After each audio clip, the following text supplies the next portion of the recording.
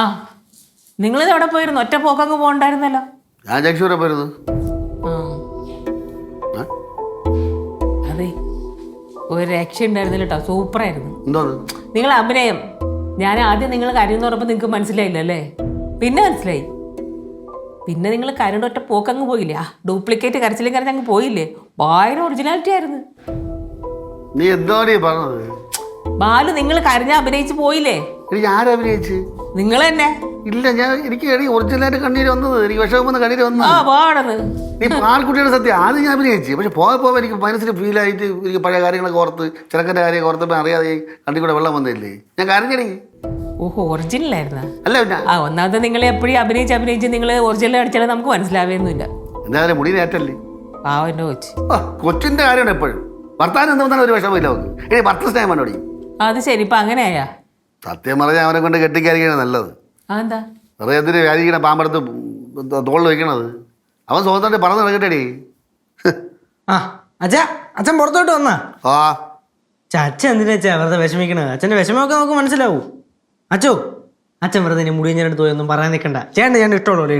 ഓ, അച്ഛൻ എപ്പോഴാ അച്ഛാ വന്നേ? ഞാൻ ഇപ്പൊ വന്നേ ഉള്ളൂ. എന്ത് അച്ഛാ, അച്ഛൻ വിഷമിക്കണ്ട അച്ഛാ. സാധാരണ അച്ഛൻ ഇങ്ങനെയൊന്നും അല്ലല്ലോ. എല്ലാ കാര്യവും കളി കേട്ടെടുക്കുന്ന ആളെന്തിനും ഇങ്ങനെ വിഷമിച്ചിരിക്കണേ. സാധാരണ മക്കൾ എന്തെങ്കിലും ചെയ്ത് കഴിഞ്ഞാൽ അമ്മമാരാണ് കരയാറ്. ഇവിടെ നേരെ തിരിച്ച് അച്ഛൻ കരയുന്നു. അത് മക്കൾക്ക് ഇതിനെ മനസ്സിലായില്ലേ? അമ്മയുടെ മനസ്സ് കല്ലല്ലേ, അച്ഛനെ പിടിപിടിപ്പേ ഉള്ളൂ, മനസ്സ് പിഞ്ചാണ്.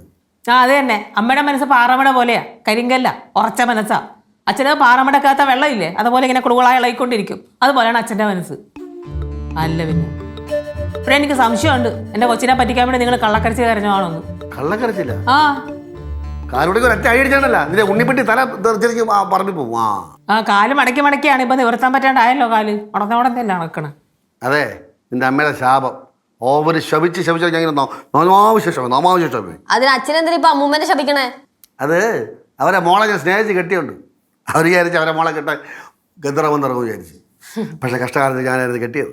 അച്ഛൻ നെയ്യാറ്റിൻ കരയിലെ ഗന്ധർവനായിരുന്നില്ല അച്ഛാ. എല്ലാമായിരുന്നു. പക്ഷെ പടവൽ ചെന്ന് കയറി നശിച്ച് കുത്തുവാലെടുത്ത്.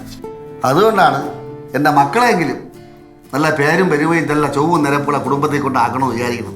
അത് നടക്കുന്നില്ല. ഹേ നെയ്യാറ്റിങ്ങനെ കൃഷ്ണസ്വാമി.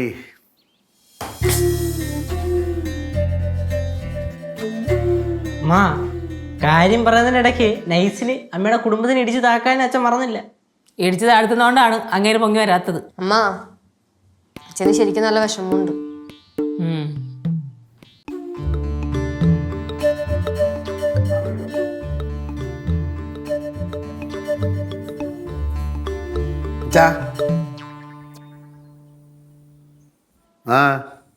അച്ഛനടുത്ത് പിണക്കമാണോ? അച്ഛാ, ഈ പെണ്ണാണും പിന്നെ ഈ കല്യാണം എന്നൊക്കെ പറഞ്ഞപ്പോഴേ പെട്ടെന്ന് അത് എനിക്ക് ഉൾക്കൊള്ളാൻ പറ്റിയില്ല അച്ഛാ. എന്തോ പോലെ. അതിന് എന്തോന്ന് വെച്ചാ അച്ഛനടുത്ത് സംസാരിക്കാൻ തീരെ താല്പര്യമില്ലേ. ഞാൻ്റെ ഒരു ഇഷ്ടക്കേട് പറഞ്ഞെന്നും പറഞ്ഞിട്ട് ഇങ്ങനെ വെറുപ്പും ദേഷ്യവും എൻ്റെ അടുത്ത് ഇങ്ങനെ കാണിക്കില്ല അച്ഛാ. എനിക്ക് വിഷമമാണ്. അയ്യോ, ഞാൻ ആരുടെ വെറുപ്പ് ദേഷ്യം കാണിക്കായി? അല്ലെങ്കിൽ തന്നെ വെറുപ്പ് ദേഷ്യം കാണിച്ചാ ഇവിടെ ആര് ശ്രദ്ധിക്കായി? അച്ഛൻ ഇങ്ങനെ കൂടുതൽ പറഞ്ഞ് വിഷമിപ്പിക്കില്ല അച്ഛാ. നീ എടാ, നീയൊക്കെ ജീവിതത്തിൽ ഒരിക്കലും വിഷമിക്കുന്നത് കരുതിയാണ് ഞാൻ പറയണത്. അപ്പം നിനക്കത് കേൾക്കാൻ വയ്യ. അപ്പം എന്ത് ചെയ്യേ? ഇപ്പം നമുക്ക് മനസ്സിലാവില്ല, കുറച്ച് കഴിയുമ്പോൾ അതിൻ്റെ അർത്ഥം മനസ്സിലാവും. ആ അത് കറക്റ്റാണ് അച്ഛൻ പറഞ്ഞത്. അമ്മ എന്നോട് ചെറുതിലേ തൊട്ടേ അത് ചെയ്യരുത്, ഇത് ചെയ്യരുത്, മറ്റേ ചെയ്യരുത്, മറിച്ച് ചെയ്യരുത് എന്നൊക്കെ പറയുമായിരുന്നു. ഞാൻ അന്നും അനുസരിച്ചിട്ടില്ല, ഇന്നും അനുസരിച്ചില്ല. ഇപ്പം കിടന്ന് അനുഭവിക്കണം. ഈ അമ്മേരെ കാര്യമൊക്കെ വീട് അവർ വായിത്തൊന്നിനൊക്കെ വിളിച്ച് പറയും, അർത്ഥറിവാണ് സംസാരിക്കണത്. നീ ഇപ്പം പറയുന്നത് എന്നെ കുത്തിയാണ് സംസാരിച്ചത്. നീ പറഞ്ഞു ഇപ്പം അങ്ങനെ തോന്നിയാ? ശരിയായിരിക്കും. ആ, നീ അച്ഛനും അമ്മയും ഓരോന്നൊക്കെ പറഞ്ഞ് വഴക്കുണ്ടാക്ക്. ഇവിടെ ചേട്ടനും അച്ഛനും എല്ലാം സംസാരിച്ചുകൊണ്ടിരുന്നേ. അതിനൊരു തീരുമാനം ഉണ്ടാവട്ടെ. എനിക്ക് ഈ ആരുടെ അധികം സംസാരിച്ച് വിരോധം സമ്പാദിക്കാൻ വയ്യ. എൻ്റെ കൊച്ചിലെ ചെറുപ്പകാലത്തെ അങ്ങനെ തന്നെ. എന്തെങ്കിലും നല്ല കാര്യത്തിന് ഇറങ്ങും, പക്ഷെ കുറ്റക്കാരനാണ് ഞാനായിരിക്കും. കണ്ട, ഇതാണ് ഞാൻ പറഞ്ഞത്. സംഭവിച്ചിട്ടുണ്ടെങ്കിൽ ഞാൻ സോറി പറയാൻ വന്നപ്പോൾ പിടിയേരാത്താണ്ടാ. അച്ഛൻ ഇപ്പോഴും എന്നോട് ദേഷ്യമാണ്. അതാണ്. എടാ ഇറക്ക, എനിക്ക് ഇതിനോട് ദേഷ്യമൊന്നുമില്ല. എടാ സ്നേഹമാണെടാ, അത് മനസ്സിലാക്കാൻ പറ്റത്തിന് ഞാൻ ചെയ്യേ. സ്നേഹം ഇങ്ങനെയാണ് കാണിക്കുന്നത്. ഇങ്ങനെ അടിച്ചാൽ എനിക്ക് ആർക്കെങ്കിലും മനസ്സിലാവോ സ്നേഹമാണെന്ന്? നീ എന്താണ് ഈ കുട്ടമ്പള നമ്മളെ? നീ അങ്ങും ഇങ്ങും ഈ രണ്ട് വെള്ളത്തിൽ കാലുകൊണ്ടാണ് ഒരു പ്രശ്നവും ഒത്തുതീർപ്പാക്കാത്തത്. എടി സ്റ്റാൻഡ് ആയിട്ടില്ലടി. അത് തന്നെ അച്ഛനെ പോലെ. അച്ഛൻ സ്റ്റാൻഡേർഡ് നിന്നതിന് ഒരു തരി പോലും അങ്ങോട്ടും ഇങ്ങോട്ടും മാറൂലല്ലോ. തമാശ പറഞ്ഞേടാ, ആ തമാശ ഇവിടെ ഉണ്ട് കേട്ടാ. അതൊക്കെ കുഴിപ്പള്ളത്തോട് തട്ടിയാൽ മതി. എന്ത് പറഞ്ഞാലും ഉണ്ടല്ലോ കുഴിപ്പളം കുഴിപ്പളം കുഴിപ്പളം ഒന്ന് നിർത്തച്ചാ. അച്ഛാ ഞാൻ എന്ത് ചെയ്യണം? അച്ഛൻ പറ, അതുപോലെ കേൾക്കാം. ഡേയ് നീ പണ്ട് ഇതുപോലെ പറയും, അച്ഛാ എന്ത് ചെയ്യണം, ഞാൻ കേൾക്കാം. അത് വിശ്വസിച്ചാണ് ഇപ്പം നിന്റെ അടുത്ത് ഞാൻ ഓരോ കാര്യങ്ങൾ പറഞ്ഞത്. അപ്പം നീ ഉരുണ്ട് കളിക്കണം. എടാ ഇറക്കാൻ നിൻ്റെ ജീവിതത്തിലെ പ്രധാനപ്പെട്ട ഒരു കാര്യം ഞാൻ പറഞ്ഞപ്പോൾ നിനക്കത് കേൾക്കാൻ വയ്യ. നീ നിൻ്റെ ഇഷ്ടം പോലെ ചെയ്യടാ മൂത്ത മോനെ. ഇങ്ങനെ സീരിയസ് ആവില്ല mister Balachandran Thampi. You are my sweet dad. അച്ഛൻ്റെ അടുത്തൊരു കാര്യം പറഞ്ഞാൽ എനിക്ക് ചെയ്യാണ്ടിരിക്കാൻ പറ്റുമോ? എടാ വളർക്കാം. അച്ഛോ കല്യാണം കഴിക്കാൻ റെഡിയാണെന്ന്. ആന്ന് എവിടാ? സത്യമായിട്ടും.